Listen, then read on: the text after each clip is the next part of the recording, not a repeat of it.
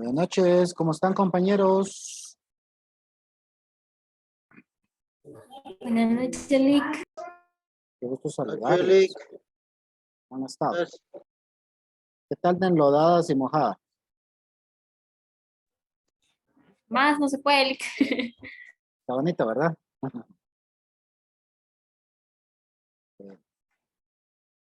Bueno, compañeros, vamos a esperar que se una la mayoría para poder hablar del asunto relativo a la actividad que según el cronograma tenemos para hoy, que es una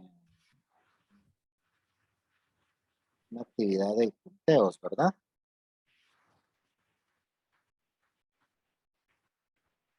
Espérame un poco. ¿Cómo van con los demás cursos? Cuéntenme.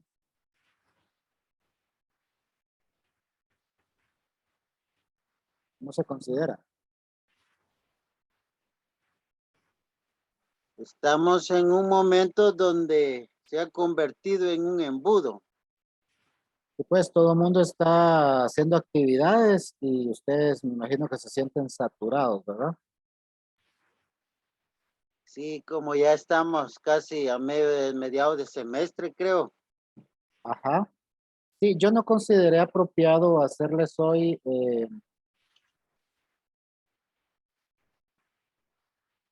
no consideré apropiado hacerles hoy el asunto de laboratorio porque sería una farsa. La idea es que se hagan martes porque entonces el fin de semana anterior ustedes tienen el tiempo de leer, ¿verdad? Pero imagínense que nos pusiéramos a leer unas 50 páginas o, ¿cómo es? 50 hojas o 25 páginas para hoy, de acuerdo a las cargas laborales que ustedes tienen, de acuerdo a las cargas familiares y sobre todo a los demás cursos que ustedes están este, que, viendo. Sería, sería algo realmente eh, relativo, ¿verdad? Por eso yo preferí, ¿verdad? Negociar con ustedes y buscar la forma de que esto lo podamos presentar el día domingo o el día sábado, según se les vaya acomodando a ustedes el tiempo y según ustedes también hagan el tiempo, porque a veces no es que uno tenga el tiempo, sino uno busca la manera de hacerlo. Sí, gracias por su consideración. Sí, la verdad es que nosotros debemos de buscar alternativas. Mire, yo como les dije más de una vez, a mí me interesa más el análisis que ustedes hagan de las cuestiones. Me interesa más la capacidad o las cualidades que ustedes desarrollen para poder leer un documento y extraer los puntos importantes relevantes de este asunto. Fíjense que como ustedes anoche los estaba molestando, se pudieron dar cuenta, yo estoy en el proceso de extraer lo que ustedes hicieron en el laboratorio 4. Sigamos instrucciones, compañeros. Yo sé que a veces cuesta, pues, generar una serie de argumentos, pero fíjense que la idea de colocarles una cantidad mínima en cuanto a las respuestas no es otra sino incentivar, exigir a ustedes mismos, de ustedes mismos a sí mismos, que tengan la fortaleza mental de desarrollar una serie de pensamientos que los lleven a ustedes a ampliar sus respuestas. Nosotros como abogadas, como abogados, no nos podemos acostumbrar a emitir telegramas. El trabajo, la profesión que ustedes pretenden eh, ejercer en unos años es una profesión que exige una rapidez mental para desarrollar discursos. Entonces, compañeros, alguna vez debemos de empezar a hacerlos y tiene que ser ya. Tiene que ser ya, compañeros, porque fíjense que no podemos esperar que ya van al cuarto semestre. Y la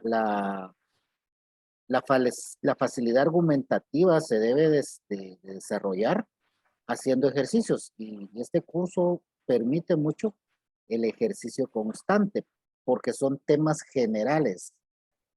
Acá nosotros no nos podemos condenar a hacer memorizaciones, a trabajar situaciones en donde tengamos que hacer ahí sí que un proceso de repetir como periquitos lo que X o Y pudo haber dicho. No es esa la intención, pero sí es mi intención que ustedes desarrollen agilidad mental para desarrollar también facilidad de palabra. Esto solo se hace a través de los ejercicios, compañeros. Solo a través de los ejercicios, solo a través de que nosotros estamos constantemente exigiéndonos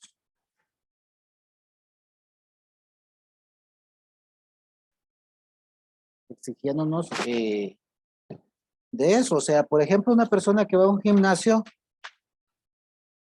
esta persona comienza a desarrollar músculos y tendencias una vez que hace una disciplina. Y esa disciplina solo se colora a través de la repetición, ¿verdad?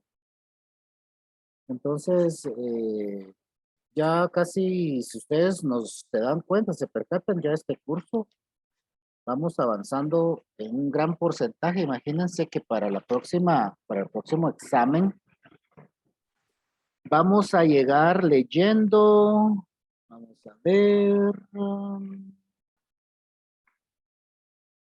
les bajé un poquito porque yo sé que es bastante, ¿verdad, compañeros? A ver, ¿cómo se llama? Un compañero de ustedes que me preguntó.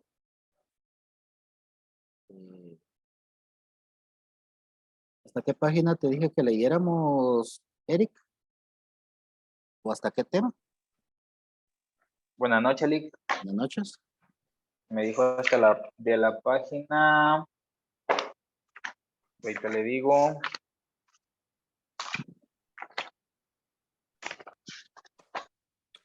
Bueno, la cosa es que esta es hasta la 123.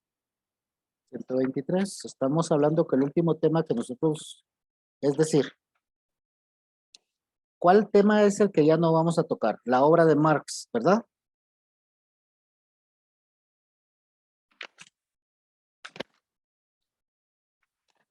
¿Es esa, Eric? ¿O cuál es el último tema que vamos a leer? Ya llegaríamos hasta qué párrafo, ¿a dónde? Ahorita le digo. Gracias. La teoría de Marx, la teoría marxista de la sociología, ese ya no. Sería hasta la Concepto del marxismo, ese es el último tema, ¿verdad? 123. El último tema es el darwinismo social. Ah, ok. Está después el individualismo, la psicología de la adaptación, y termina hasta precursores y fundadores de la sociología jurídica del conflicto, si no estoy mal. Me imagino que hasta ahí quedaría, no sé. Vamos a ver. Quiero ver yo bien porque si no, no vamos a tener bien el tema para el próximo examen. Ah, sí, pero lo último que hay que leer se llama, cómo, o sea, repercusiones, consecuencias y persistencias ideológicas, ¿verdad? La teorización científica de la ascendencia del capitalismo también.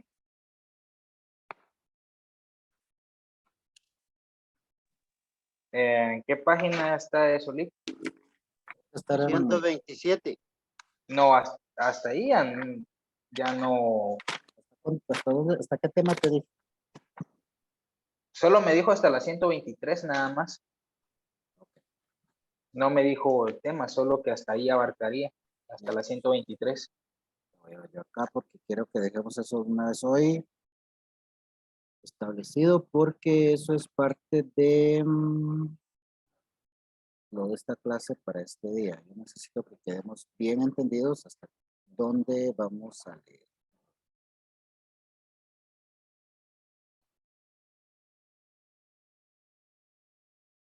Ok, ya se lo.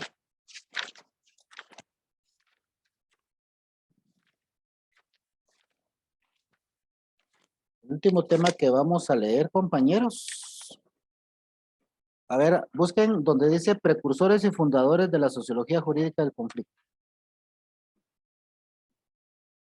Página 123.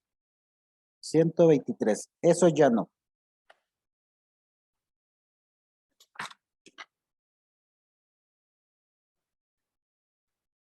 El último tema sería la psicología de la adaptación, ¿verdad, Lick? Ajá.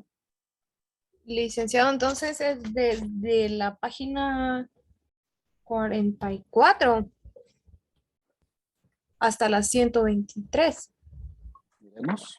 O ¿Cuál es la 44? ¿Qué tema es el 44? La vida del derecho es la unidad 4. la vida del derecho. Ajá. Sí, de la página 62 sería, Lick, hasta la 123. Así es. 62 hasta la 123. Así es. Lo anterior fue objeto del primer examen parcial, ¿o me equivoco? Sí, Lick. Porque lo que es el derecho consuetudinario y todo eso lo hemos hablado contra ley, todo eso entró en el examen parcial. Por otra parte, hicieron ustedes un laboratorio, no me acuerdo qué fue lo que ustedes trabajaron, que tomó o sea, cuando nosotros hacemos un laboratorio o hacemos algún tipo de actividad, ese podría constituirse una evaluación. Porque acá la idea no es saber o es encontrar cuánto ustedes no saben. Acá la idea es que ustedes analicen, desarrollen pensamientos y plasmen en un documento qué es lo que ustedes lograron extraer de esta información y cómo ustedes lo transformaron en parte de ustedes mismos y ustedes después lo van a poder transferir a otras personas. El proceso educativo no es un sistema de memorización constante.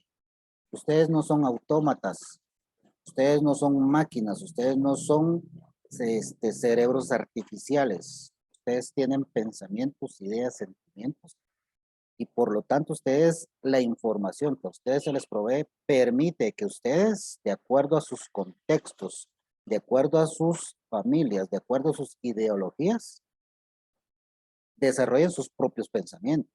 No tiene ninguna lógica que yo venga y les quiera cultivar a ustedes una serie de cuestiones. No. Si fuera así, entonces mejor nos sometemos a un curso virtual ahí de alguna cuestión y los hipnotizamos, ¿verdad? Y ustedes van a comenzar a repetir las cosas. Dígame, Flor de María. Licenciado, disculpe, es que si no estoy mal, usted el día martes, creo.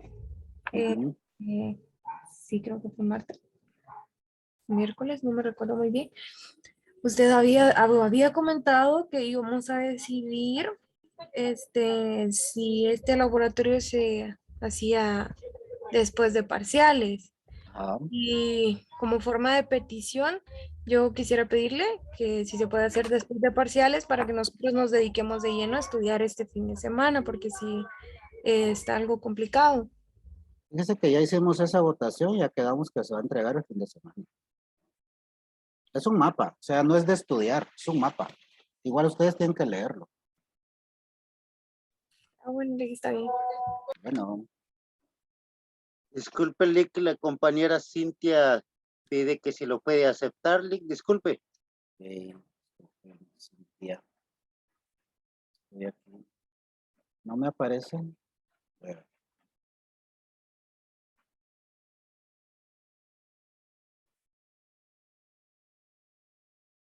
4 compañeros. Ahí estamos. Bueno, entonces ahora vamos a ver lo que vamos a entregar el próximo fin de semana.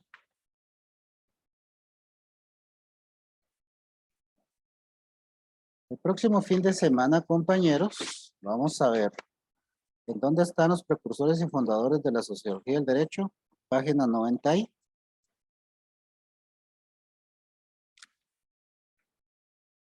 93. 93. muy bien. La página 93 dice así. Precursores y fundadores de la sociología del derecho, teoría de la cooperación y del conflicto en el siglo XXI. Vamos a ir anotando. Yo necesito que ustedes hagan un cuadro comparativo.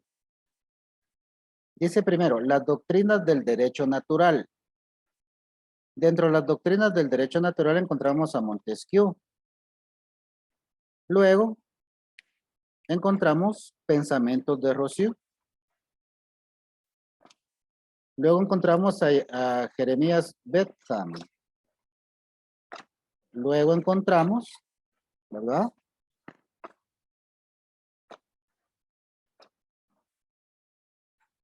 Otras doctrinas. Primero, las doctrinas del derecho natural y hay Montesquieu,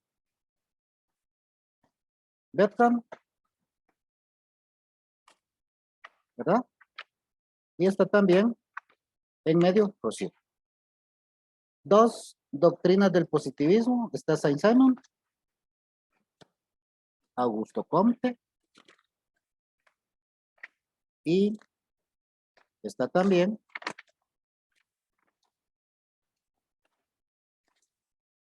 solo ellos dos, Comte y el otro señor. Luego encontramos otra teoría que es el evolucionismo. Aquí encontramos a Savigny, encontramos a Sommer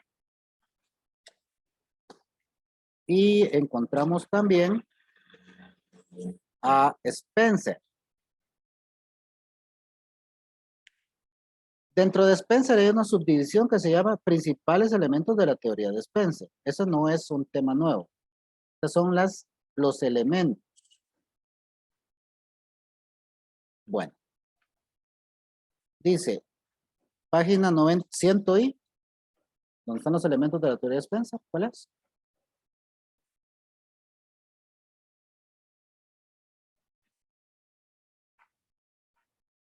Ya lo encontraron, tiene que estar entre la 114 y 117, por ahí va a estar.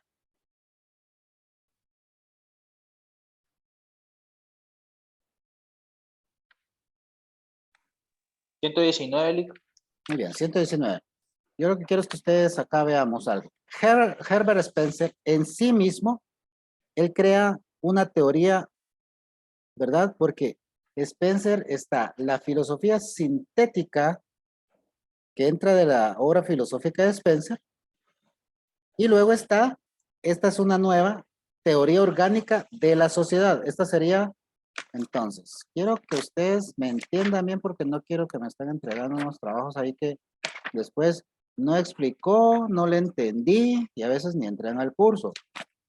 Recordemos que esto es base para el examen parcial.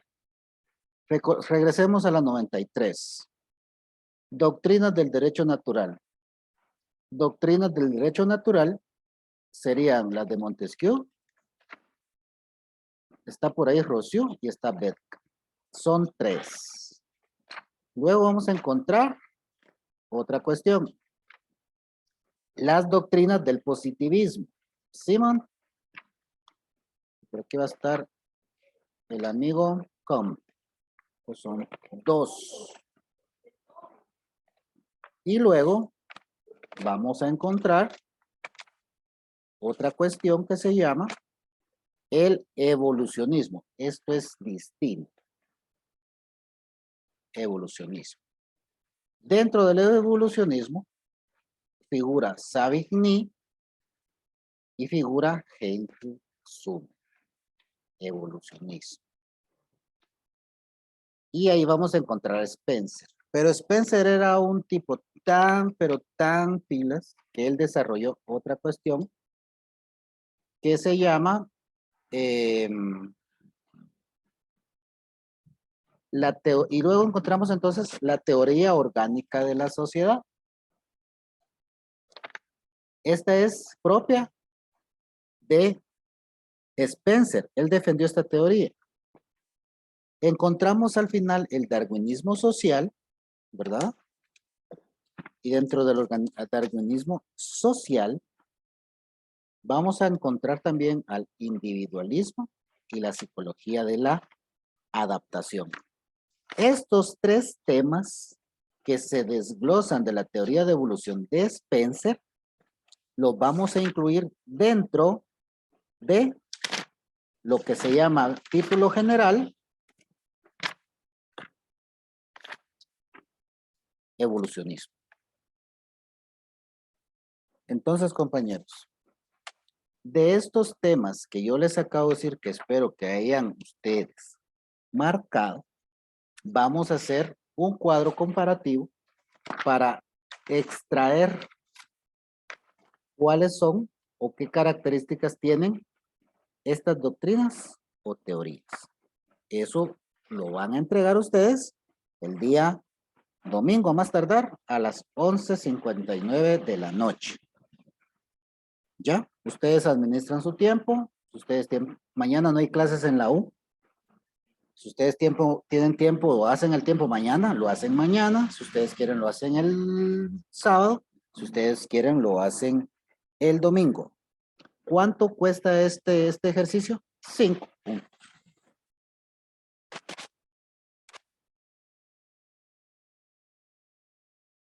Si ustedes quieren, pues no lo hacen, pues son 5 puntos. Lo que sí van a tener que hacer es leer este contenido, porque este contenido es objeto de examen. Y por supuesto, las doctrinas y teorías son objeto del examen. Fíjense, compañeros, que después vienen los precursores y fundadores de la sociología jurídica del conflicto. Esta es la otra gran teorización. Pero ¿por qué no lo vamos a poder ver? Se nos atravesó la feria, el desfile de la feria, y esas 2 fechas, por ser virtual, yo consideré que iban a haber clases. Pero ni modo, hay que aceptar las directivas, las direcciones que se dan, ¿verdad? Y sin remedio alguno, perdimos un martes, perdimos un jueves, y luego la siguiente semana otra vez los 2 días. Entonces, yo sé que a ustedes se les está cargando, compañeros, pero yo les voy a decir mi punto de vista. Ustedes ingresaron a la universidad a estudiar. Y cuando uno entra a estudiar, uno debe exigirse y exigir. Y aquellos malos compañeros, aquellas malas organizaciones de estudiantes que solo pretenden el descanso y el ocio y lucrar a través de ese ocio, no nos sirve de nada como compañeros, como estudiantes. Ustedes tienen un objetivo. Están en el segundo año, en el año 2022. Tercer año 2023, cuarto año en el 2024, quinto año en el 2025, 2026 tendrían que trabajar tesis y estudiar, 2027 tendrían que hacer su primer examen técnico profesional y 2028 tendrían que hacer el segundo examen profesional, a más tardar en mayo, para que ustedes con su tesis terminada logren, si Dios quiere, y ganan su examen técnico profesional en mayo, tienen junio, julio y agosto para correr y graduarse en las últimas graduaciones que se dan en octubre en la universidad. Si el objetivo de ustedes es ese, no estén descansando de más ni por gusto. Dedíquense a estudiar y aunque los muchachos se vayan a hacer su convivio de la feria, si se van a hacer su huelga de dolores, si se van a hacer lo que ustedes quieran, ustedes acá ingresaron para ser abogadas y abogados. Y ese es su fin.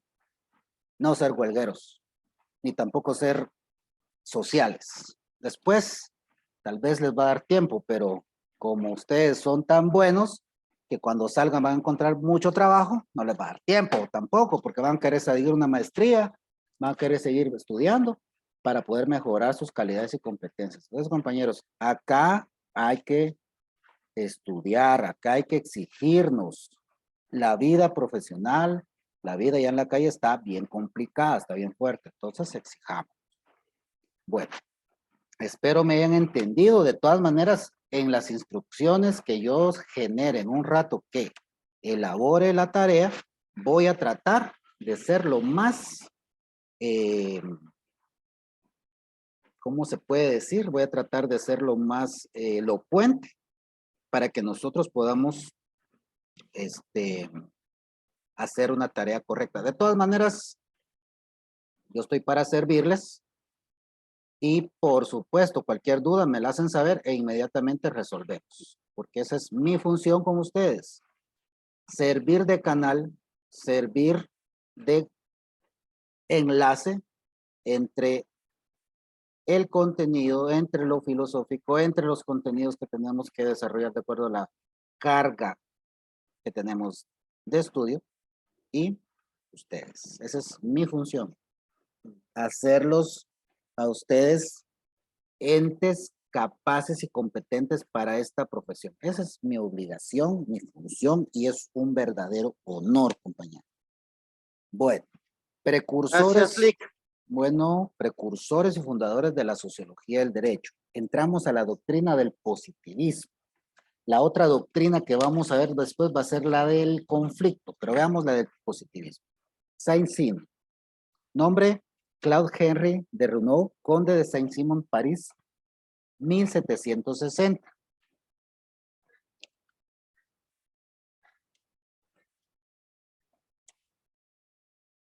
Este señor era un historiador político socialista francés, ahí se me fue una E, perteneciente a una familia aristocrática. Venida menos, el conde de Saint-Simon era sobrino nieto del duque Luis de Roubourg de Saint-Simon, famoso en las memorias en las que escribió de la corte de Luis XIV.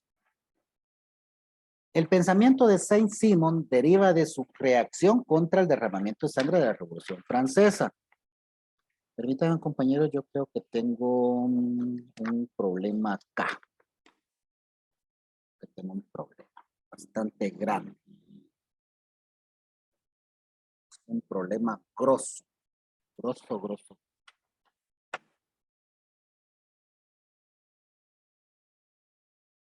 Entramos directamente a Saint-Simon y todavía no debíamos de entrar a Saint-Simon.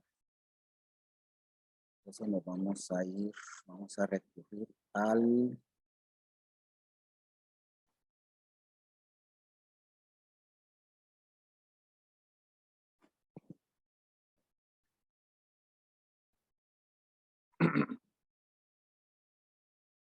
Vamos a recurrir aquí al plan B.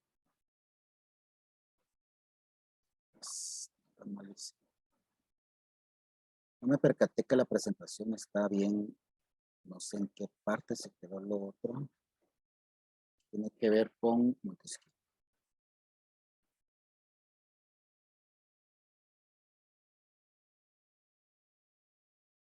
Vamos a llevar acá como que tuviéramos todos el libro en la mano.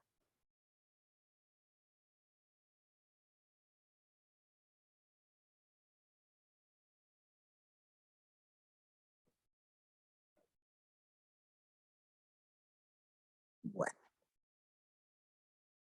Esperemos. Acá vamos, ¿verdad? Doctrinas del derecho natural. En relación a las doctrinas del derecho natural, el primero que vamos a encontrar es a Montesquieu. Su nombre, Charles-Louis de Sacquin, señor de la Brede y barón de Montesquieu, fue un cronista y pensador político francés que vivió durante la llamada Ilustración. Viajó a Italia, Países Bajos e Inglaterra, en donde en Inglaterra consiguió ideas políticas e histórico-jurídicas, cuya expresión y sistematización culminó con su espíritu de las leyes, que fue lo que él creó, en donde ataca el problema de la ley en sus aspectos natural e histórico, demostrando que lo natural y lo positivo no son forzosamente contradictorios a la legislación, sino son correlativos. Montesquieu es uno de los filósofos y ensayistas ilustrados más relevantes en cuanto a la articulación de la teoría de la separación de poderes. ¿Qué es lo que yo debo de extraer como estudiante? O sea, cuando yo mire que en Guatemala existe un país que tiene 3 poderes, inmediatamente yo digo, bueno, esa fue una idea de Montesquieu. A Montesquieu a él le parecía ese contrapeso que hay entre los 3 poderes. Y dice, su pensamiento es enmarcado dentro del espíritu crítico de la Ilustración francesa, patente en rasgos como la tolerancia religiosa, la aspiración de la libertad y su concepto de felicidad en el sentido cívico. Afirma que la ley es lo más importante del Estado. También era tenido en alta estima en las colonias británicas como un campeón de la libertad británica. Luego de la Revolución estadounidense, las obras de Montesquieu ejercieron una influencia en muchos de los pensadores de Estados Unidos, como por ejemplo James Madison, uno de los padres de la Constitución estadounidense. Hay que tomar en cuenta también que uno de los mayores aportes al pensamiento moderno fue su libro El Contrato Social, espero que estén marcando, donde afirmaba que el mejor sistema de gobierno solo podía provenir de un contrato social.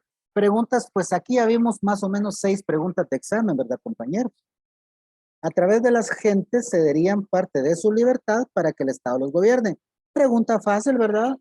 ¿Cómo se llamó el personaje que consideró que la gente debería ceder parte de su libertad para que el Estado los gobernara, pero que el Estado debería volver a esa libertad, derechos a través de normas de los ciudadanos?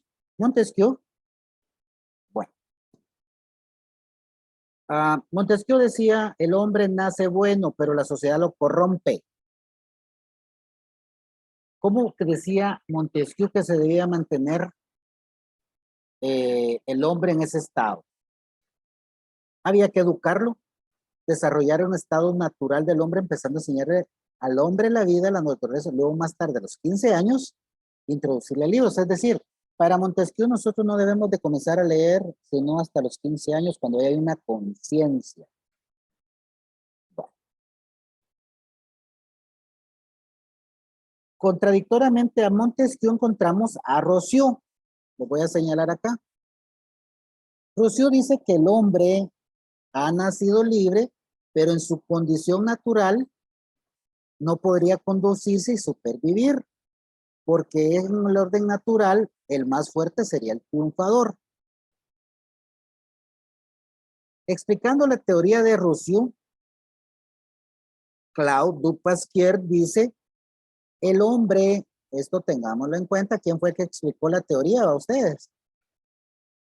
El hombre ha nacido libre, pero el estado de la naturaleza no podría ser mantenido, pues ello sería el triunfo del más fuerte. Eso pensábamos, o sea, aquí vemos ya dos ideas distintas, Montesquieu y Rousseau. Ahora bien, ¿qué es lo que yo quiero que ustedes vean bien? Rousseau explica que el hombre en un principio vivía libre y era bueno, pero la civilización lo corrompió. Al imponerse a los hombres fuertes sobre los débiles y cercar sus tierras, expresando su posesión, se dio inicio a la propiedad y a la infelicidad. Y esto dio como consecuencia la desigualdad. Eso lo dice Rousseau. Ahora bien, para Jeremías Bentham, él era un inglés, nació en la Gran Bretaña. No nos interesa mucho esto. Nos interesa lo que dice Bentham.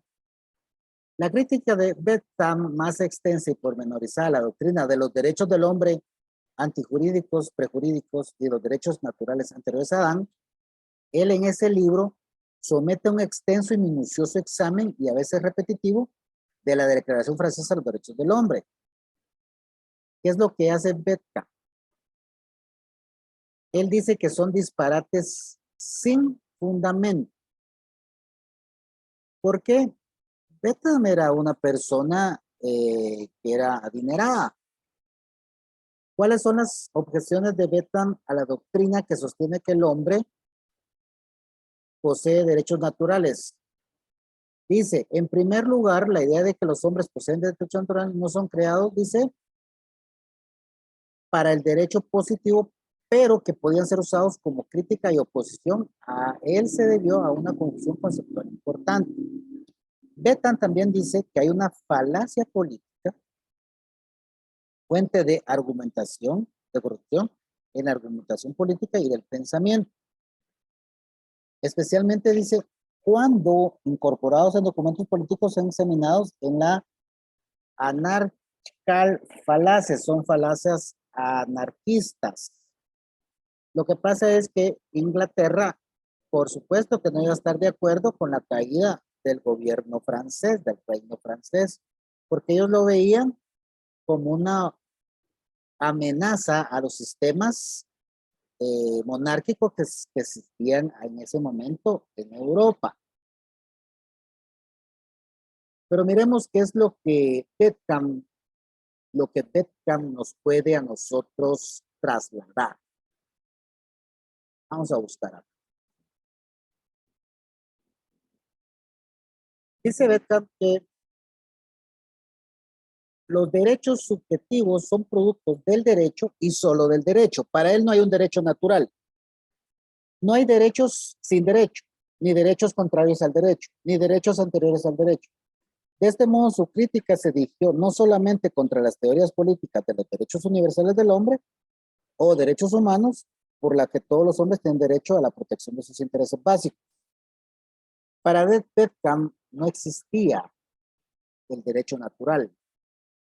Para Bedcam solo existía el derecho en sí mismo, el derecho. ¿Por qué? Porque él era una de las personas que consideraba que el sistema jurídico debía mantenerse. Acá vemos esta cuestión y dice, la cuestión consiste en dilucidar por qué Bedcam no debería haber dicho que los hombres tienen derechos no jurídicos. De estas mismas dos clases basados en el principio de utilidad, es decir, derecho a libertad, cuando al calcular la maximización de utilidad general no se encontrara ninguna razón para reprimir alguna acción humana y derechos de ver cuándo tales cálculos proveen alguna razón para que el titular del derecho haga o se abstenga de hacer.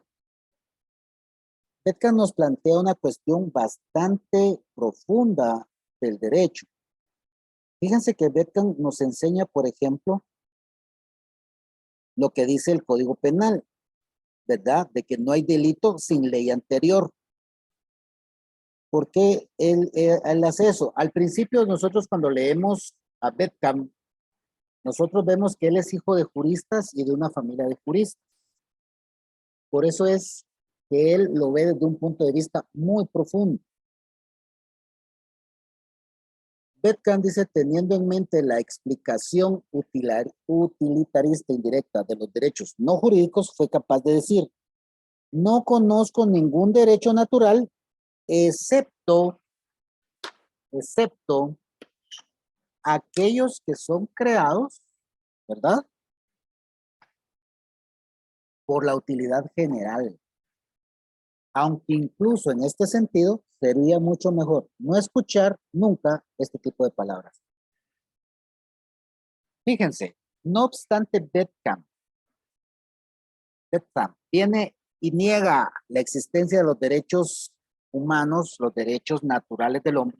No obstante los niega, llega a afirmar al final que si en dado caso esto existe, va a ser solo siempre y sí hay una utilidad general. Aunque él dice, sería mucho mejor no escuchar este tipo de palabras.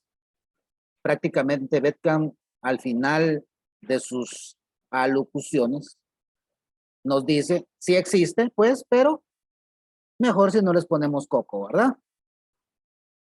Aquí vimos tres entonces, unos tres personajes. Montesquieu, Rousseau, Bedcam, y en medio de ellos a Claude Pasteur. Yo les recomiendo que hagan ustedes las anotaciones respectivas para que a la hora que ustedes hagan sus cuadros comparativos puedan hacer un análisis de que si es o no es esta cuestión real. ¿Qué es lo que ustedes van a presentar? Ustedes no me van a presentar este cuadro igual ahí donde está encima, entonces, o sea, no me interesa eso. A mí lo que me interesa es que ustedes me digan si es a como ustedes piensan, a como ustedes conocen el derecho, real o no es real lo que estas personas manifiestan. Bueno, hoy sí nos vamos a la página, a ver. 103. Efectivamente, las doctrinas del positivismo. Yo no sé por qué no tengo esa presentación ahí ustedes. Y entramos con Saint-Simon. Pero fuera de lo que Saint-Simon fue o dejó de ser, miremos que el pensamiento de Saint-Simon deriva en su reacción contra el derramamiento de sangre de la Revolución Francesa.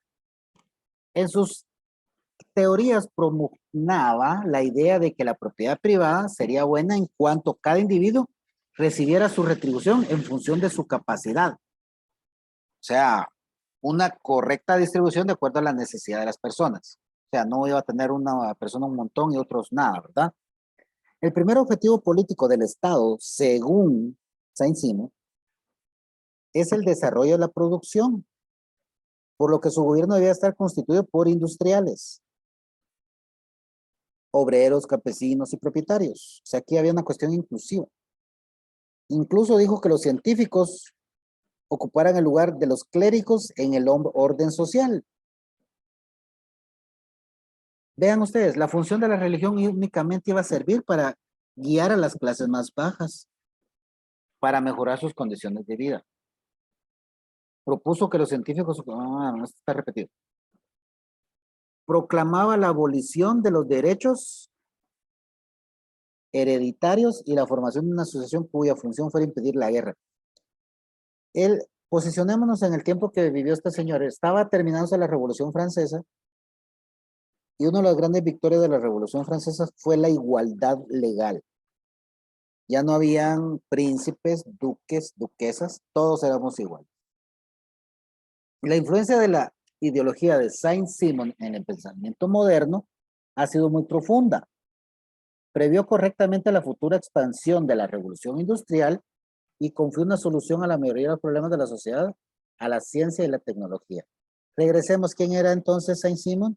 Era un historiador, era un político socialista francés, era aristocrático, pero pobre, porque dice venías a menos. Por eso es que él propone que en este estado existan obreros, campesinos y propietarios. Por eso lo propone. Él era socialista. ¿Por qué era socialista? Porque había caído en desgracia, ya no tenía dinero. Comte nació en Montpellier, 1798. Era un burgués pequeño, católico y monárquico. O sea, él defendía el orden social de la monarquía francesa. ¿Por qué? Porque él era un pequeño burgués, le convenía. Fíjense, es reconocido como uno de los padres fundadores de la disciplina sociológica.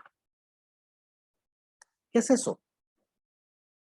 Si bien el desarrollo de dicha disciplina se corresponde a la expansión de la actitud científica y el interés por abordar el estudio objetivo y sistemático de la sociedad, antes de que los esfuerzos genéricos de una sola persona, Comte fue el que bautizó el término sociología. Él fue el que acuñó ese nombre, sociología. Si bien es cierto, Saint-Simon fue uno de los filósofos más destacados en el desarrollo del socialismo utópico, Comte destacó por su conservadurismo. O sea, no se fue tan allá como Simon, que quería a los campesinos y a todos. Comte se mantuvo en una línea. Para Comte, el desorden social de su tiempo se debía a un desorden intelectual. De ahí sus críticas hacia los pensadores franceses ilustrados que habían apoyado la revolución. A nosotros nos venden la idea de la Revolución Francesa como algo bonito. Realmente eso fue un problema grave. Fue una situación en donde murió muchas personas injustamente. Cuando vivió este señor, ¿verdad? Comte, solo habían dos diferentes soluciones a la problemática. La vía liberal, en un cambio progresivo mediante sucesivas reformas, y la vía revolucionaria, que fue lo que precisamente sucedió en Francia, poner fin al feudalismo y el orden burgués a través de una revuelta brusca. Por eso es que él le convenía al rey, porque el rey le daba protección. Comte, siguiendo a Simon, propuso un sistema de acción social que denominó política positiva. ¿Página? ¿Qué página es? 106. Bien. Entonces, donde dice que la reforma intelectual es una reorganización espiritual que abarcaría a la humanidad entera. Posicionemos 1700, veamos qué fecha nació este señor, 1798, ¿verdad? Entonces, si él nació en el 798 y tendría unos 40 años, 8, 9, 10, estamos hablando de 1820, de que él dice que una reforma intelectual es una reorganización espiritual. Para ello le otorgaba especial importancia a la educación, que requería con urgencia una visión global. Miren desde cuándo hay gente que viene hablando de que la educación es importantísima para ver un nuevo orden, pero una educación basada en que la persona desarrolla pensamientos y desarrolla también cualidades espirituales, que desarrolla unas cosas que se llaman aptitudes, que desarrolla también todo lo que tiene que ver con su pensamiento moral hacia las cosas y hacia el Estado. Si no, no nos sirve. Comte diseñó una serie de ciencias que partían de las ciencias más generales y alejadas. Entonces establece una jerarquía de 6 ciencias fundamentales que son matemática, astronomía, física, biología, química y sociología. Vean con dónde nos colocaron a nosotros. Al final, las ciencias exactas, el estudio de las estrellas, el estudio de los elementos, el estudio del hombre, el estudio de las reacciones de los elementos de la naturaleza y al final el estudio de la organización social. ¿Cómo se llama la persona que consideraba a la sociología como la ciencia suprema? ¿Cómo se llama, compañeros?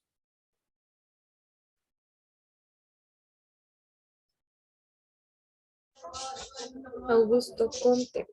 Ok, Augusto Comte. Comte consideraba que todo fenómeno humano podría entenderse como sociológico. El hombre concebido como un individuo aislado es una abstracción que no tiene lugar en la sociedad, por lo que el único objeto posible para la investigación científica es la totalidad de la especie humana. O sea, no podemos estudiar a un individuo y decir que este individuo es representación de la sociedad cuando éste no vive en sociedad. Debemos de estudiar a la sociedad en conjunto. Los individuos independientes no existen. Esta concepción de la sociología le llevará a proclamar la necesidad del método histórico como principal mecanismo científico. Método que utilizó Comte como base de su especulación sociológica. Y es que recordemos que el método que usa la sociología es la observación, ¿verdad? Y se alimenta de la situación histórica, se alimenta de la estadística, eso ya lo vimos para el primer parcial. De lo que se auxilia la sociología, de la historia, de la estadística, se auxilia de diferentes ciencias. Pero es importante ver cómo Comte usaba la especulación sociológica. ¿Qué es especular, compañeros?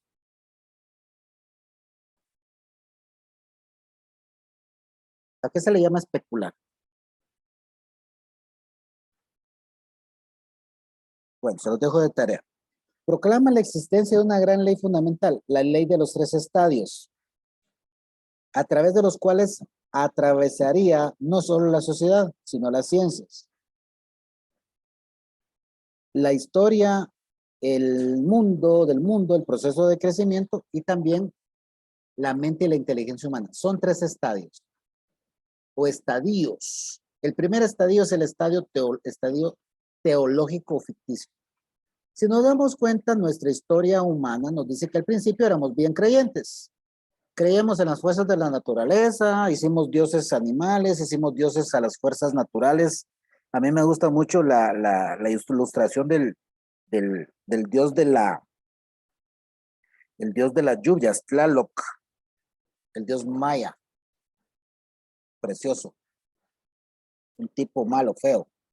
Pero él los representaban a través del huracán, de estos fenómenos naturales que estamos viviendo. O sea, cuando a él se venían estas épocas, se hacían sacrificios humanos enormes porque había que aplacarlo. Ese fue nuestro primer estadio, ¿verdad? Luego hay un estadio metafísico o abstracto, que es la sustitución de dioses por fuerzas abstractas, como la naturaleza. Luego encontramos el último, ¿verdad? A uno teológico, del teológico al positivo. Comte partía de una concepción de la naturaleza humana como inmóvil. Él pensaba que nuestra naturaleza era inmóvil, era estática, sujeta al desarrollo o a la expansión, pero no sometía a cambio alguno. Entonces, para Augusto Comte, la evolución es un proceso de maduración. Fíjense que yo estoy de acuerdo con él. Nuestra naturaleza humana es inmóvil. Nosotros venimos viendo que el hombre sigue ultrajando mujeres desde hace 5,000 años, sigue matando gente, sigue habiendo desorden social. Como les he dicho otras veces, es el único libro que nos permite hacer eso. Nos metemos a la Biblia y vemos que habían problemas sociales desde hace 4,000 años y son los mismos. En cambio, la evolución dice es un proceso similar a la maduración. La naturaleza humana, dice, a la medida que se va desarrollando, no experimenta cambios bruscos, sino que pasa a través de un proceso de crecimiento por diversos estadios hasta finalmente alcanzar la madurez del espíritu en el estadio positivo. Eso es lo que los países europeos han logrado. Ya toda la gente es colaboradora, ya toda la gente paga sus impuestos, ya toda la gente está de acuerdo al sistema político que los norma, al sistema jurídico.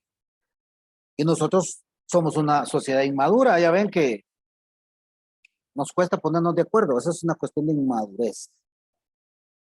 Comte dividió la sociología en dos partes, la estática y la dinámica social. La estética social investiga las leyes que rigen los modos de interacción entre las partes del sistema social, ¿verdad? Y luego tenemos la dinámica social, que parte de la base de que el cambio social tiene lugar según una serie de leyes ordenadas. De ello se desprende que los individuos no podrían sino incidir en el mundo que los rodea de forma marginal, aumentando la intensidad o la rapidez que parecen estar predeterminados de antemano. O sea, como individuos no podemos hacer cambios profundos en la sociedad,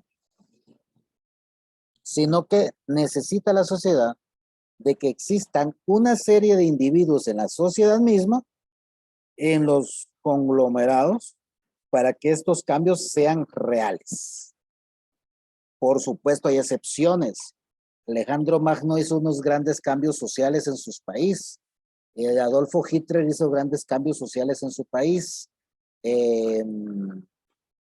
Y así una serie de individuos, ¿verdad? Que han hecho cambios grandes. Pero si hablamos de que en el planeta hay cientos de millones de personas y solo estamos hablando de 4 o 5 individuos, se enseña que la general es que solo a través de una serie de personas se hacen cambios reales. Para Comte, los individuos no son solo impotentes ante el mundo, sino son egoístas. Nosotros por naturaleza puede ser que seamos egoístas. Y dice que el egoísmo es la crisis de la sociedad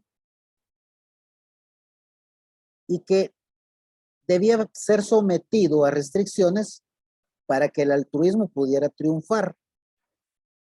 O sea, nuestro egoísmo debe de ser sometido, debe de ser normado para que yo no me crea dueño de la banqueta, no me crea dueño del parqueo que está enfrente de la casa, no me crea dueño de, no sé, de diferentes cosas para molestar a la sociedad. O sea, a mí las leyes me deben de normar para que me vayan quitando ese egoísmo innato, según dice Comte. Y por eso él considera que la familia es importante. La institución fundamental por excelencia es la familia y también la religión. La familia es el pilar básico, yo creo que aquí se lo voy a modificar de una vez. Creo que está un poco confuso. Es el pilar básico de las sociedades a través del cual el individuo se integra y aprende a interactuar, mientras que la religión fomenta las relaciones que ayudan a la supresión de instintos negativos del hombre. Entonces, si ustedes se dan cuenta, Comte, al contrario, ¿verdad? Al contrario de Simón, Comte tenía un pensamiento más profundo. Para Simón, lo más importante era nada más la cuestión económica. Para él era muy importante. Sin embargo, Comte hizo un estudio más profundo, llegó hasta la familia y a la religión. Y hoy por hoy, esta afirmación de Comte es real. Solo en la familia se pueden encontrar aquellas cuestiones elementales que van a ser un buen individuo. Y solo a través de la religión vamos a poder sostener ciertas desviaciones o ciertas cuestiones que los individuos no lograrían si no es a través del temor a un ser superior. Comte concebía la sociología como una ciencia suprema. Le atribuye una misión ética de justicia y liberación de la humanidad. Para Comte la armonía era muy importante como un nuevo mundo donde las palabras orden, progreso y altruismo alcanzan un lugar que les corresponde. Eso decía Comte. Comte hacía una visión idealizada y romántica de la clase trabajadora, porque según él tenían más tiempo para reflexionar sobre las ideas positivas que la clase media aristocrática. ¿Por qué? Porque en ese momento la clase media era la que era, digamos, los funcionarios de Estado y ellos tenían que ver el funcionamiento del Estado. Eran los burócratas, mientras que los aristocráticos eran los que llevaban las riendas económicas y el gobierno del país. Entonces se consideraba que la gente pobre, la gente de las clases bajas, era moralmente superior a la clase media, a la clase aristocrática, porque tenía la experiencia de no tener. Y eso nos daba a las personas así la solidaridad y nos hacía más nobles. Eso hacía Comte, ese fue el estudio que hizo Comte de la sociedad. Su antiintelectualismo y la concepción muy poco humilde que Comte tenía de sí mismo le hicieron perder contacto del mundo real, tuvo problemas, ¿verdad? Y seguramente todo esto lo llevó a ya no trabajar más y naturalmente perdió credibilidad. Sin embargo, lo que Comte nos dejó, nos legó, tiene muy buena sincronía y lógica. La deuda que la sociología tiene con Comte es que su teoría permitió una buena parte del desarrollo sociológico, influenció a Herbert Spencer, a Durkheim, ¿verdad? Pero Durkheim oscureció su legado, ¿verdad? Ya que incluso Durkheim dijo que Comte no era el padre de la sociología. Ahora, Stuart Mill indica que Comte no hizo sociología, sino que posibilitó que otros lo hicieran, porque fue el primero que le entró al estudio profundo de los problemas y de la cuestión sociológica. Si bien es cierto, Saint-Simon trató de hacer algo con la sociología, al final él solo se dedicó, ¿verdad?, a la cuestión posterior a la Revolución Francesa y al nuevo sistema que estaba ahí en Francia. Comte se hizo un estudio más pormenorizado y más profundo. Una manifestación quizá de las más directas que hizo influencia en el pensamiento evolucionista es la tesis de que debe haber una sociedad en donde el derecho se desarrolla según las líneas de dirección predeterminadas, en ciertas etapas definidas paralelas o coincidentes con el desarrollo de otras instituciones sociales y culturales. Como antecedente al evolucionismo jurídico sociológico se puede citar a Montesquieu, quien dijo que la conexión de dependencia del derecho y de la naturaleza de las cosas es muy importante. Dentro de esto entonces estaría la organización política, las condiciones físicas, aunque no se atrevió a hacer un esquema.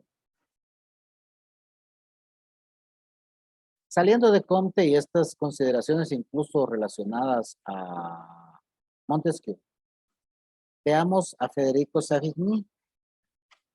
¿Quién era Savigny? Era alemán. Fue profesor de Hamburgo, y de Landshut. También estuvo en Berlín, 1842, ya en bastante apogeo de la Guerra Mundial. Estuvo en el estado de Prusia. Prusia era un reino antiguo, ya no existe. Y también es considerado el fundador de la escuela histórico-alemana. Friedrich Karl von Savigny. Aquí hay un error bien grave en cuanto a las fechas. Es como el iniciador de las corrientes de las teorías sociológicas de la evolución jurídica. Quiero hacer un alto acá. Retroceda. Saint-Simon, ¿verdad? El Simon y Comte se dedicaron al desarrollo social, a la sociedad. Cuando nosotros entramos a ver a Savigny, Savigny busca la teoría sociológica de la evolución jurídica. ¿Por qué lo tomamos en cuenta él dentro de la sociología? Porque él vio la teoría sociológica de la evolución jurídica. Savigny consiguió el desarrollo de las sociedades como un proceso cíclico de crecimiento y decadencia. Bueno, ¿quién era Savigny? Jurista. No era historiador. Sin embargo, él acepta que hay un proceso cíclico de sociedades que suben y caen. Pues veamos, por ejemplo, a los egipcios, griegos, romanos. Veamos también el Imperio Español. Igual, nosotros como hispanoamericanos formamos parte de ese imperio, ¿verdad? El imperio donde nunca se ocultaba el sol. Y es real. Ascendió y cayó. Luego, pues vinieron los ingleses. Ahora están los estadounidenses. Subieron. Parece que están cayendo. Y se viene, pues, no sé si va a ser la China, quien viene con el auge de crecer, subir, y quién sabe cuándo va a caer. Es real, es cierto lo que dice Savigny. A las diferentes etapas del desarrollo de las sociedades correspondían determinadas fuentes del derecho. O sea, el derecho, él no es estable, es constante cambio, está en constante cambio. En la etapa de la juventud de las naciones, el derecho se expresa en las prácticas y usos sociales populares, en donde el derecho consuetudinario es la fuente, dice Savigny. Luego, en la época de la madurez, aparece el factor técnico que reside en la labor de los juristas. Aquí entra la jurisprudencia y se añade al espíritu popular como fuente del derecho. Nosotros nos posicionamos por acá, donde tenemos, ¿verdad?, que la norma técnica creada bajo las condiciones es la que se va a poner en práctica y el derecho consuetudinario solo forma parte de acuerdo a los usos y costumbres siempre y cuando no vaya en contra de la ley. Entonces, y la etapa de la decadencia. Aquí esto está malo, lo voy a cambiar. La etapa de la decadencia en donde, perdón, en donde el derecho dice pasa a ser creado, ¿verdad?, por una élite reducida de legisladores expertos, pasando a ser la ley la fuente del derecho. Acá es donde nosotros nos hemos posicionado últimamente. Eso es lo que dice Savigny. A mí me interesa que ustedes lo manejen bien. ¿Qué es lo que Savigny cree y cómo para Savigny se desarrolla la ley? Porque Savigny estudió el desarrollo sociológico de la ley y lo equiparó al desarrollo social. Acá lo tenemos tomado en cuenta porque él busca el desarrollo de la ley de acuerdo al desarrollo social. Comte veía el desarrollo social a través de la historia. Simon solo veía la cuestión puramente económica y cómo habían problemas. Montesquieu hacía una mera un mero análisis de cómo la sociedad se iba a ir articulando y cómo el derecho era la expresión de la voluntad general. Bentham, por su parte, él solo veía que en realidad no habían derechos humanos. Para Bentham, el derecho humano, los derechos naturales eran inexistentes. Y al final acepta que solo que exista una necesidad general, se puede aceptar que existan. Pero mejor si no pensamos en eso, dice él. Ahora Savigny le entra a la cuestión legal, a la cuestión del derecho. Para Savigny la legislación justiniana representa el derecho romano en la etapa de decadencia. La madurez de ese derecho corresponde a la época de los grandes juristas. O sea, cuando nosotros sentimos de que ya llegaron la ley de Justiniano, cuando ya se hizo una serie se impuso, por ejemplo, la religión en Roma, la religión católica, ya es porque ya se venía la división del Imperio Romano en el Imperio del Norte y el Imperio del Oriente, Oriente y Occidente. Roma como capital, Constantinopla como otra capital. Ya no servía para Savigny el derecho, ya era un derecho muy estético, ya muy trabajado, ya era un producto, ya era algo comercializado. El esquema de la evolución jurídica de Savigny era una generalización del modelo de desarrollo del derecho romano. Savigny identifica dos fuerzas subyacentes en la evolución del derecho. Dice Savigny, el derecho se crea primero por las costumbres y las creencias populares y luego por la jurisprudencia. Esta es la base del derecho alemán y es la base del derecho inglés. El derecho se crea por las costumbres y las creencias y luego por la jurisprudencia. Es decir, cuando vengo yo y someto mi situación a alguien y ese alguien lo ve, resuelve como un árbitro independiente y me da una solución. Y esa solución que me da a mí, otra persona en otra parte del país puede decir, allá en Quiché, con un caso similar, resolvieron de tal forma. Entonces yo quiero que se analice ese caso para ver qué se puede resolver acá. Y me resuelven a mí otra vez y allá por Belchor de Mencos, otra persona dice, no, miren, en Quiché y en Jalapa se arregló de esta manera y yo quiero pues que analicemos si se puede resolver eso también. Es un derecho dinámico, no es un derecho estático, no es un derecho que tiene leyes y formas firmes. Es ajeno a nuestro sistema legal en Guatemala. El sistema en Guatemala es eminentemente técnico. Aquí solo la ley es la que manda y la ley establece cuáles son las normas de convivencia. Bueno, sigamos. La obra de Savigny acerca del derecho se ha servido a muchos críticos desde el dogmatismo y precursores de la sociología del derecho. Savigny fue el propulsor de una de las grandes corrientes de opinión en la época de la codificación. Esa es la palabra correcta para nuestro sistema jurídico. En Guatemala tenemos un sistema jurídico de codificación. Todo está codificado. Tenemos códigos. Hay sistemas jurídicos donde no hay codificación, donde depende de cómo se resuelven en los juzgados. Solo hay ciertos parámetros.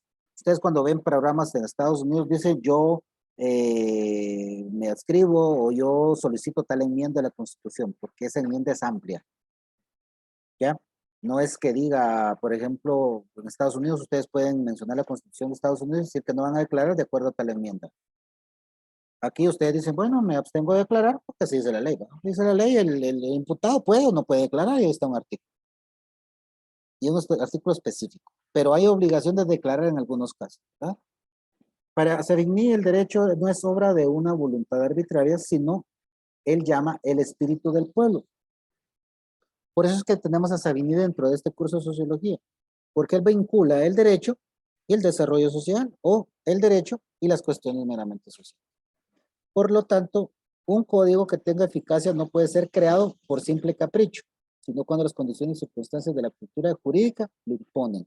Él menciona una cuestión acá muy especial, cultura jurídica. Para que exista una cultura jurídica es porque la gente conoce derechos y reconoce obligaciones. Y aquí en Guatemala, lamentablemente, hasta hay un artículo donde dice el desconocimiento de la ley no implica su aplicación. ¿Por qué? Porque no nos interesa conocer la ley. Veamos a Summerman. Era un británico, él sí era sociólogo. Estuvo en Cambridge, Oxford, Ya va bien, ¿verdad? Estuvo en India e hizo estudios de derecho comparado. Ya cuando está en India podemos ver nosotros que Sumer nos va a dar otro tipo de ideología, porque en la India es una de las culturas más antiguas del mundo y, por ejemplo, los Vedas, que es un sistema jurídico antiquísimo, sistema jurídico que equiparable a la Biblia judeocristiana, equiparable a los egipcios. O sea, la India es un pueblo milenario, ellos tienen muchos años de vivir juntos. Es más, hay mucha cultura indoeuropea porque se entiende que muchas razas salieron del territorio de lo que hoy se llama India y se internaron en Europa, se cruzaron, se mezclaron con los con las personas que vivían ahí y entonces salieron razas indoeuropeas. Una de las razas indoeuropeas, pues naturalmente, viene siendo la judía y posteriormente la itálica, la francesa, la española, porque están en esa línea de trayecto. O sea, el hombre iba avanzando. Los confines del mundo hace 600 años era España. Eran los confines del mundo, porque después de ahí había un mar que le llamaban el mar tenebroso porque no sabían que había al otro lado.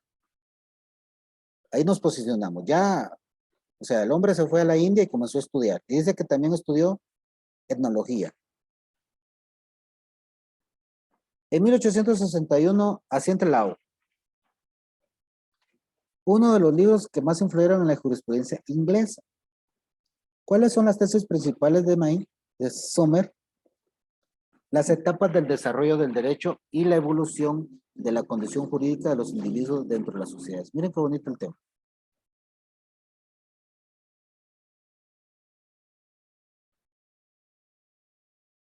Para que no se nos olvide quién es. ¿Qué decía esta cuestión? En la primera etapa dice el derecho estaba en los mandatos personales y en las sentencias de los gobernantes patriarcales. Ajá, exacto. Tales como reyes o patriarcas de los que se asumía estaban inspirados por la divinidad. Veamos en la Biblia. Así es exactamente como dice en la Biblia. Estaba el rey y cuando el rey ya no pudo hacer nada, pidió que hubieran jueces. Summermain cita a los temistas de los griegos encontrando las primeras fuentes del derecho en la religión. Nítido, nítido. El matrimonio está en la religión. La pena de muerte está en la religión. ¿Verdad? O sea, la pena de muerte sale porque en la Biblia dice que se puede matar. En una segunda etapa establece las costumbres mantenidas en los litigios, el derecho consuetudinario.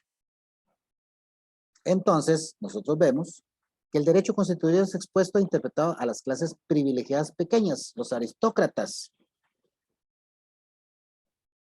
Luego vemos nosotros cómo el derecho es exclusivo porque tiene a controlar la ley y las instituciones, como los pontífices romanos, con grupos minoritarios que interpretan el derecho.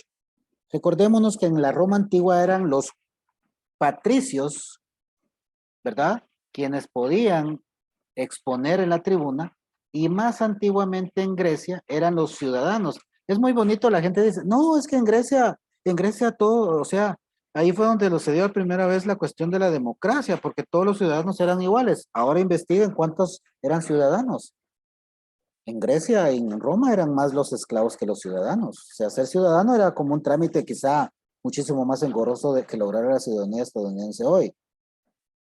O sea, tenemos que posicionarnos, no solo decir, ay, la democracia griega. O sea, la democracia griega tenía sus defectos, tenía sus situaciones complicadas. En la tercera etapa dice, los códigos son instituidos y venerados, cesando el derecho en su desarrollo. Y es verdad. Para Sumer, yo creo que aquí me estoy equivocando, es que las tablas romanas, las 12 tablas romanas, no me acuerdo saber, ¿quién fue el que hizo las 12 tablas romanas ustedes? ¿Se recuerdan ustedes quiénes son? Entonces, parte del curso de derecho romano. El código de Solón dice acá, sin embargo, unas pocas sociedades que se ocupan en una continua modificación del derecho, cerrando así la brecha entre las necesidades y el derecho formal, porque cuando nosotros dejamos un derecho formal, sucede lo que está en Guatemala últimamente. Hay un montón de leyes Incluso hace unos años, yo me recuerdo que habían normas que no permitían que hubiera, que en las avenidas circularan caballos dentro de la ciudad de Guatemala, y esa ley estaba vigente. Hay leyes de gobiernos, acuerdos gubernativos, y hay situaciones que si nosotros nos ponemos a estudiar, están vigentes, pero ya no se usan. Eso es lo que dice Sumer. O sea, cuando nosotros dejamos algo codificado, nosotros lo dejamos y si no se renova, no se cambia, esto va a estar ahí. Nos sugería Sumer que todas las sociedades atravesaran por todas estas diferenciadas etapas y que tales modelos generales y tendencias de desarrollo pueden ser perceptibles en un estudio de la evolución jurídica. Vamos viendo entonces que tanto Sumer como Savigny ya nos hablan de un desarrollo jurídico y un desarrollo social. Mientras que Simon, ¿verdad? Saint-Simon y Augusto Comte se dedicaron a un desarrollo social. Sumer y Savigny a un desarrollo jurídico, pero desde el punto de vista social. Estas son las cosas que yo necesito que ustedes me expongan en su trabajo. Estos análisis. A mí no me interesa que ustedes repitan o corten y peguen, o hay quien puede ser que se le ocurra transcribir. No, yo necesito que los cuadros sean de acuerdo a los análisis que ustedes hagan. Paralelamente al desarrollo evolutivo expuesto del derecho, existe una evolución en la condición legal de los individuos dentro de la sociedad. Es el movimiento de las sociedades progresivas del estatus al contrato. Compañeros, pregunta de examen. ¿Quién fue el primero que habló del contrato?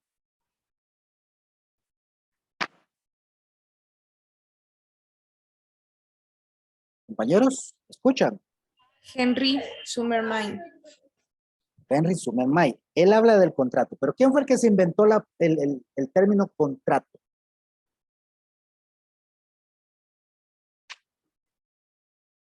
¿Alguien se lo sabe?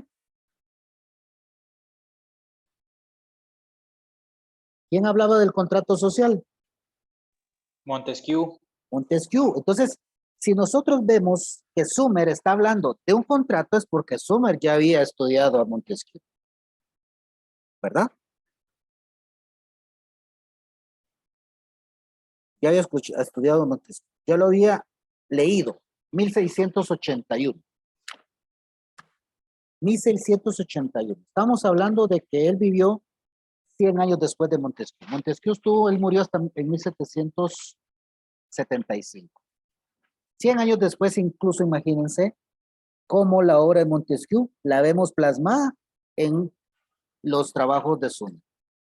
Y eso es lo que yo necesito de ustedes, compañeros, que ustedes estén constantemente leyendo, que se estén nutriendo, no se queden con lo que el docente les da. Yo sé que hay cursos, por ejemplo, derecho penal, derecho civil, procesal penal, procesal civil, que son cursos que ustedes tienen restringido a leer, a analizar, a memorizar los artículos, a ubicarlos dentro del código, ¿verdad? Y aplicarlos a un caso concreto, a un caso ficticio, a un ejemplo o a manifestar un ejemplo. Esa es la parte de la experiencia y la práctica que ustedes tienen que hacer como abogadas, abogados. Y más adelante, cuando ustedes comiencen a redactar instrumentos como notarios y notarios. Ahora, esa es la cuestión práctica, su entrenamiento, el coaching que ustedes están haciendo para salir a la calle, pues eso es las bases que ustedes les van a permitir realizar un trabajo, pero las bases filosóficas, las bases del pensamiento, las bases del desarrollo de una serie de facilidad de palabra para que ustedes puedan hacer realidad lo que los artículos dicen es a través de estos cursos. Filosofía del derecho, historia del derecho, sociología, incluso comunicación, son cursos que a ustedes les deben permitir desarrollar la facilidad de palabras. ¿Y cómo es? Miren, si ustedes se ponen a leer el texto no tiene nada de memorizarse. El texto es un texto explicativo. Yo lo diseñé así porque debe ser un texto que a ustedes les permita leer e ir analizando, ir comprendiendo ciertas cosas y, por supuesto, irlas criticando. Y viendo si en la realidad eso se dio o no se dio. Aquí estamos viendo cuestiones antiguas, históricas. 1861. Hace días que este señor ya murió. Sin embargo, lo estamos leyendo. Bueno. Summer veía, es que aquí yo puse mal. Si no se van a confundir ustedes de quién hablo, si de Summer o de Main, es el mismo. Summer veía que este desarrollo de un modelo fundamental era el cambio de la situación jurídica del individuo. En la progresiva emancipación del individuo respecto a su grupo de origen consiste la llamada por grupos autores ley de Main, en la que se puede derivar el fundamento contractualista del Estado. Nosotros tenemos un contrato con el Estado. Y nuestro contrato se llama Constitución. Ese es el contrato que a nosotros nos obliga a cumplirle al Estado y le obliga al Estado a cumplirnos a nosotros. En la muy positiva, la contribución de Main al énfasis sobre las interrelaciones del derecho, las costumbres y las instituciones, en la transición de las sociedades primitivas, en agrupamientos familiares, a comunidades avanzadas en las que se reconoce la individualidad y la existencia del derecho formal. O sea, miren, acá está la base realmente de todo este curso. Aquel trayecto que hizo el hombre, lo voy a hacer en grande, aquel trayecto que hizo el hombre, ¿verdad? Aquel trayecto que hizo el hombre, desde desde aquellos grupos patriarcales o matriarcales, dependiendo del momento histórico, a comunidades avanzadas como la que nosotros tenemos, en donde nosotros reconocemos que debe existir un derecho formal, de que solo puede haber alguien que haga la ley para que nos afecte a todos y no nos beneficie a todos, o nos beneficie a todos. O sea, esa madurez social es la que nosotros debemos de buscar. Recordemos entonces, compañeros, que hace unos momentos yo les decía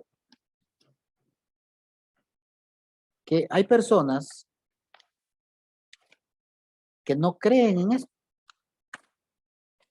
Fíjense que la evolución, decía Savigny, no existe, sino una madurez de la sociedad. Por eso es bien importante que nosotros veamos que cada uno de estos autores, ustedes lo lean y los comparen o equiparen. Mientras que Savigny dice que no hay una evolución, Summer dice que es una transición.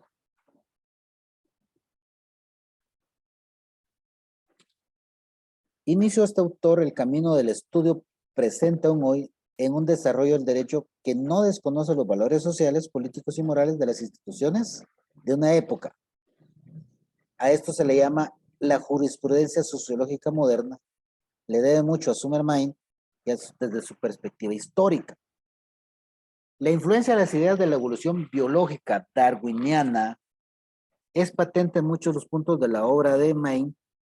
Voy a agregar Summer para que no nos perdamos. El evolucionismo jurídico de Summer tiene como cierto aire determinista y un cierto conformismo e inmovilismo que parecen conducir a consecuencias políticas de carácter retardario. Entonces quiero que hagamos esa diferenciación. Savigny ve a la ley como un proceso. Summer lo ve como algo que puede ser evolutivo.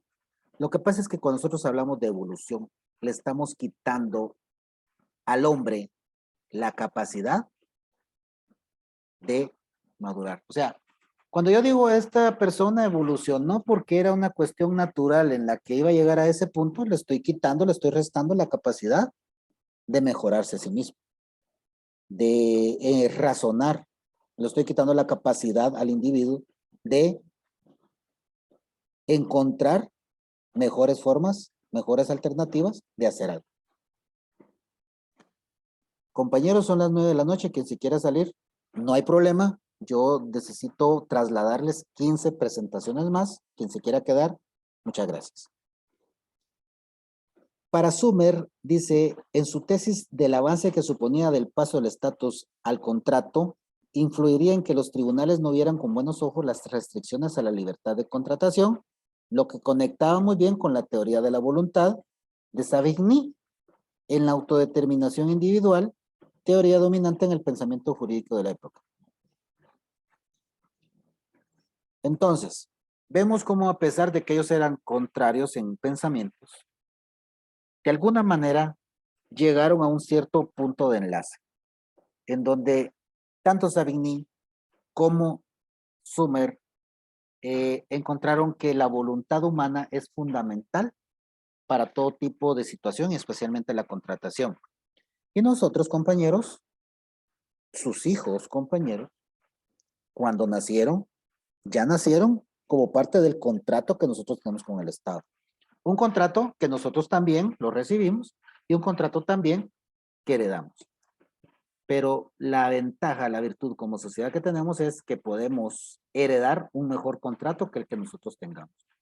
Sin embargo, este contrato desde el 85, en 1985, no ha hecho ningún cambio y el cambio que se hizo en el 85 fue un cambio obligado internacionalmente. Esa es la cuestión aquí. Cuando habla de la teoría de la voluntad de Savigny. Cuando nosotros tuvimos la voluntad de firmar un contrato con este Estado y cuando nosotros dijimos estamos de acuerdo con esta base impositiva de impuestos, cuando estuvimos de acuerdo con este tipo de gobierno, cuando nosotros no lo hemos hecho, pero no hacemos nada por cambiarlo. Entonces, prácticamente aceptamos esa contratación. Herbert Spencer, él era filósofo. Empecemos desde ahí. Fíjense que cuando uno califica a una persona para ver qué nos va a hablar, tenemos que empezar desde qué profesión realiza. Por eso les decía yo, este es historiador, este viene de una familia de juristas, este sí es abogado, ¿verdad? Este es tal cosa, él viajó a tal lugar, porque eso lo va a condicionar, nos va a condicionar a nosotros de qué tipo de persona, qué tipo de comentarios podemos recibir. Si yo conozco un individuo con el que voy a conversar y voy a discutir, y esta persona es de determinada religión, yo puedo ir viendo por dónde se va a ir sesgando su discusión. Y él también puede hacer el mismo estudio conmigo. Si yo me encuentro una persona soltera, yo soy casado, pues esta persona va a ir desde un punto de vista muy distinto al mío en relación a ciertos temas. Y si es al revés, pues entonces va a tener otros condicionamientos. Por eso es importante cuando nosotros vamos a acudir a algunas cuestiones, conocer la contraparte, analizar el individuo, si es un delincuente, qué condiciones de vida tiene. Porque desde ahí va a partir mi estudio para yo después argumentarle al juez. Es más, es importante conocer al juez, qué tipo de relación tiene con su familia, si tiene hijos, si no tiene hijos. Imagínense, un juez que no tenga hijos, que sea soltero, ¿verdad? Aunque sea mayor, pero no tenga hijos, y que yo le tenga que ir a explicar que un papá está preocupado porque su hijo de menor de edad, por ejemplo, atropelló a un niño por andar probando a qué velocidad llegaba un vehículo en un área urbana. O sea, ese juez no va a poder comprender lo que no es papá. Y no es lo mismo de presentarle un caso a un juez que es papá y que incluso yo sé que sus hijos han tenido problemas similares. Entonces, esto de estudiar a los individuos antes de entrar a conocer lo que ellos han hecho o han presentado es importante. O sea, nunca, mira pues, al igual que un libro se califica por la pasta, a un individuo se le califica por la apariencia. Y dentro de la apariencia está la profesión. Porque la apariencia es lo que nosotros queremos que la gente de afuera vea. Por eso se llama apariencia. Y de lo aparente puede ser incluso una profesión. Yo digo, bueno, él es tal cosa. Entonces me cuadro yo en que posiblemente se vaya por este punto. Consejo. Spencer, filósofo liberal, dice, conocido por la integración en el estudio de las sociedades de algunas de las principales contribuciones de la teoría de la evolución, configurando lo que ahora se podría denominar darwinismo social. Es decir, Darwin jamás inventó una teoría social. Puede ser que venga esa pregunta. Darwin fue el fundador del darwinismo social. ¿Cierto o falso? ¿Entonces qué dice? Falso, ¿ah? Porque Darwin en ningún momento dijo, bueno, las sociedades son como los humanos, evolucionan. En ningún momento. Darwin solo hizo su teoría. Y Spencer, aprovechando la teoría de Darwin, dijo, bueno, apliquémosle a la sociedad. Dice Darwin que todos los conceptos científicos eran limitados por el hecho de basarse únicamente en la experiencia del sujeto. Para ser científico es necesario que una hipótesis o proposición sea verificada y falseado experimentalmente. O sea, se cruza información para ver si esto es cierto. Considero necesario, Spencer, y de hecho pretendió sintetizar y unificar el conocimiento científico alrededor de las leyes de la naturaleza, siendo la principal y más fundamental la ley de la evolución. O sea, a él le gustó esta. Y dentro de estas leyes, él generó una teorización, teoría orgánica de la sociedad. Esta teoría propone que la sociedad tiene una estructura y funcionamiento análogo e idéntico a lo que tendría un ser vivo. Y de hecho, inicialmente el propio autor llega a indicar que una sociedad es un organismo en sí. Pienso yo que tiene razón. Una sociedad es un organismo vivo, que evoluciona, que genera, que degenera. En ese sentido nos encontramos con que, al igual que cualquier animal o ser vivo, las sociedades nacen, crecen, se reproducen y mueren. Además de aumentar su complejidad e ir haciéndose cada vez más complejas. Sí, como una mitosis, ¿verdad? Usted, donde llega la célula y se multiplica y se hace grande y hasta que se vuelve un virus o un ser. Asimismo, se organizan a partir de una estructura que irá haciéndose más compleja según el nivel de evolución del organismo. Efectivamente. Vimos cómo en la antigüedad existían familias, ¿verdad? Tribus que iban formándose y después estas tribus fueron creando estados, sociedades, ciudades-estado, y estas ciudades-estado se reunieron entre todas y entonces ya crearon conglomeraciones y crearon confederaciones de estados. Mira, un ejemplo bien claro es cómo estaba Grecia y Roma. Si ustedes ven la guerra que hubo entre Troya y Atenas, era una guerra entre dos pueblos de una misma confederación, eran griegos, de diferentes partidos, pero eran griegos. Y se pelearon, pues, eran ciudades-estado. ¿Qué es una ciudad-estado? Cuando venía un grupo de personas, se metían en un lugar, le echaban una muralla alrededor, y ahí mismo tenían un rey, un gobernante, y habían sus propias leyes. Y el que quería entrar, entraba ahí sí que por las puertas, dentro de las leyes que estaban en ese lugar. Y cuando esta ciudad-estado quería ser más grande, se iba a la de la par, la conquistaba, ponían un rey de ellos, entonces ya tenían más territorio y tenían dos ciudades-estado, un vasallo y el de ellos. Eso es lo que dicen, lo que dice, ¿cómo se llama? Spencer, que las sociedades evolucionan, se modifican. Vamos a ver. Ya me salí, ¿verdad? Bueno, asimismo se organizan a partir de nuestra estructura y todo lo que les dije. También indica la existencia de dos tipos de sociedades, la militar y de la industrializada. Y también, dentro de la teoría de evolución de Spencer, considera que la ley del progreso, que podemos considerar progreso, no, considera la ley del progreso. Ahora, ¿qué podemos considerar? Aquí me falta uno. Progreso. Aquel proceso de diferenciación, ¿verdad? Que existe. Independiente del control voluntario, que dirige la evolución. Ahora bien, siempre Spencer desarrolló lo que se llama darwinismo social. Es el aspecto más conocido de la teoría Spencer, es denominado así porque integra las principales contribuciones, ¿verdad?, de Darwin y Lamarck en el estudio de las poblaciones humanas y su funcionamiento. Este concepto se establece en un intento de naturalizar lo social, lo cual es una extensión de un producto de evolución de las especies. Uno de los aspectos más polémicos de la teoría del darwinismo social es que trata de hacer una analogía entre las sociedades y los organismos en base o con base en la supervivencia del más apto. ¿Acaso nosotros no estamos dentro de esta idea del más apto, del más fuerte? ¿Acaso no cedemos ante Estados Unidos? ¿Acaso la gente en el otro lado del mundo no está cediendo ante Rusia?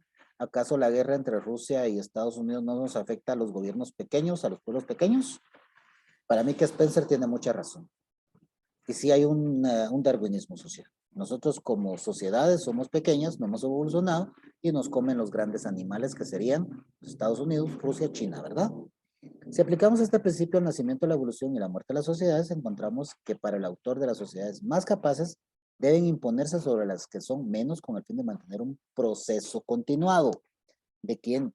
De las más grandes. Dice Estados Unidos que ellos van a ir a liberar los pueblos, porque los pueblos no se pueden liberar, no se pueden gobernar, no pueden hacer las cosas por sí mismos. Entonces hay un embajador de Estados Unidos que están monitoreando y viendo si hay una democracia real en ese país. Y cuando no hay una democracia, el noble gobierno de los Estados Unidos se siente en la necesidad de ir e imponer la democracia porque no se puede permitir que en los pueblos del mundo no haya democracia. Y el gran libertador del mundo, que es Estados Unidos, debe acudir a hacerlo. Esto es el darwinismo social, compañero.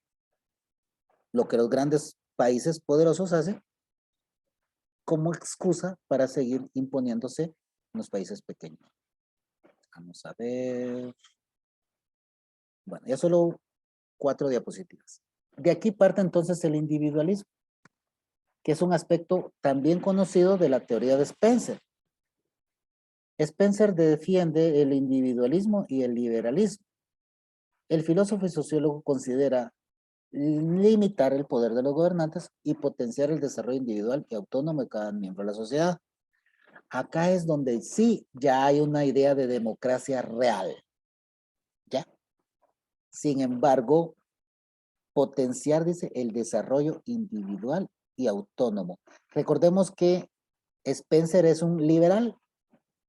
¿Y cuál es la característica de las personas con pensamiento liberal? Las personas con pensamiento liberal regularmente son empresarios. ¿Y por qué ellos se llaman liberales? Se llaman liberales porque no quieren que nadie los gobierne. Ellos tienen la idea de que el gobierno sirve para administrar la cosa pública, pero el sistema económico es una, ¿cómo se llama? El sistema económico es algo exclusivo de los empresarios. Por eso es que él usa las palabras limitar el poder de los gobernantes y potenciar el desarrollo individual y autónomo.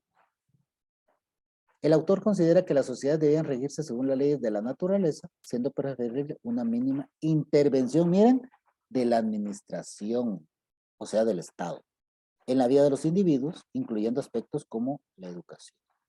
Spencer también enunció lo que vendría a llamarse doctrina de la libertad. ¿Quién inventó la doctrina de la libertad, compañeros? Herbert Spencer. Según la cual la libertad individual acaba donde empieza la de los demás. Y esto lo dijo el señor Benito Juárez. ¿Cuándo vivió Spencer? Busquemos. Regresemos aquí arriba. Tal vez aquí dice, no me recuerdo muy bien. Herbert Spencer. Está la teoría de Spencer. Vamos a ver.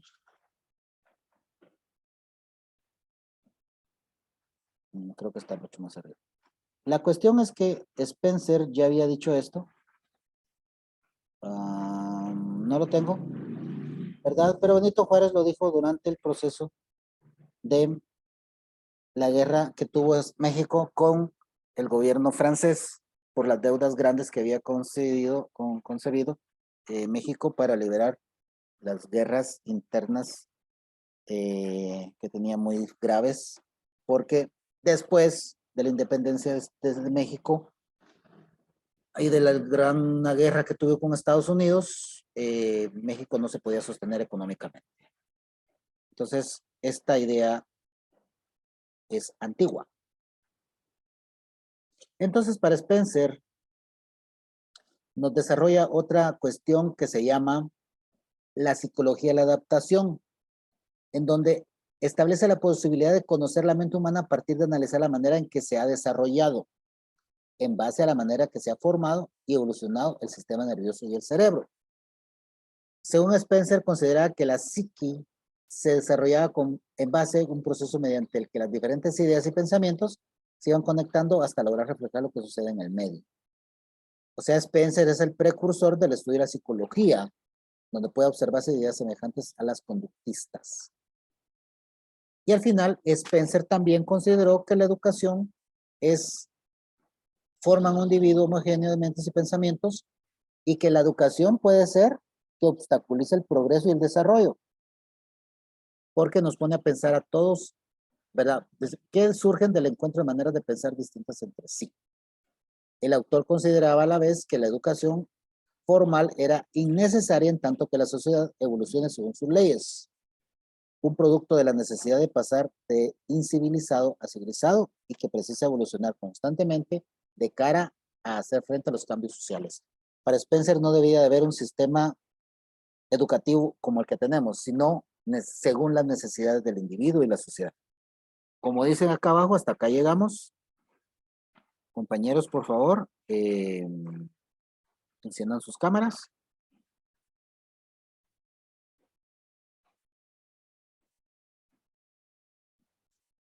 ¿Sí les llegó la asistencia? No se las compartí. No, Lick, no la ha compartido. Me emocioné, hombre. Esa es la cosa. A todos les va a parecer que van a entregar fuera de tiempo, pero yo me equivoqué. Entonces, por favor, entren ahí. Bueno, hasta acá llegamos con lo que vamos a trabajar en para este examen parcial. Lo que vamos a hacer es que les voy a compartir esta presentación a manera de apoyo para que a ustedes se les haga un poquito menos complejo la cuestión de desarrollar sus cuadros comparativos y sus resúmenes. ¿Estamos de acuerdo? ¿Estaría mejor así? Bueno, entonces, ahí está. No dice el licenciado Castro que no. Bueno, entonces les voy a compartir en unos momentos a través del Classroom la presentación para que a ustedes se les haga un poco más sencillo el proceso, porque yo sé que es bastante, como bien decía nuestra compañera Flor de María. Gracias por quedarse conmigo. Feliz noche. Buenas Está- noches, Lick. Angelique. Estaba bueno el jaripeo, así nos toca ahora. Noche, Lick. Feliz noche.